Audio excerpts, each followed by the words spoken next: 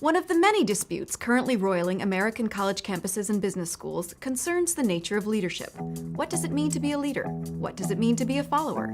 And are the characteristics mutually exclusive? There's this notion out there that some people are just leaders and some aren't leaders. That's just not true. It's the wrong category. To drop into those categorizations, it's the wrong way of looking at it. Another problem is that leadership today has become a dirty word. The problem right now is that our students have a mental model of leadership that's negative. We see an increase in toxic leadership playing out daily in political, business, and social spheres. It's time to shift the narrative, say Ancona and Gregersen. What's needed is a new way of thinking about leadership and a new approach to leading.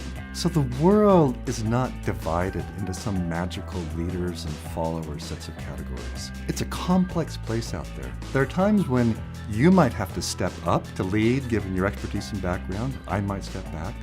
And there are times when it reverses. The world we live in demands that sort of approach. They call this approach challenge-driven leadership. In this model, leaders are propelled by an intrinsic desire to solve problems. Ancona points to a project on the MIT campus to create a memorial sculpture to honor Sean Collier, the campus police officer murdered by the Boston Marathon terrorists in 2013. Faculty, staff, and students from all over campus came together to create this great memorial, stepping in when they had something to contribute and stepping aside when someone else's expertise was needed. This is a project that should have taken 3 years, and they did it in 1.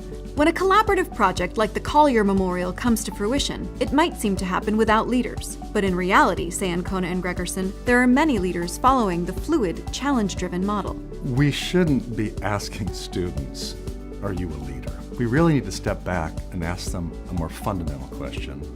What problem do you care enough about that you're willing to step up and do something about it? Once you or I have the answer to that question, people will want to follow the problem we care about and not the leader.